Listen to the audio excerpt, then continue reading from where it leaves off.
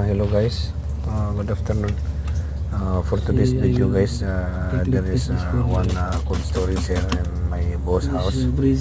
This the problem is not cooling due to the evaporator coil. There is a minor leakage.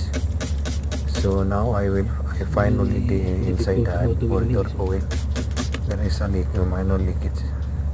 So very difficult because this no area.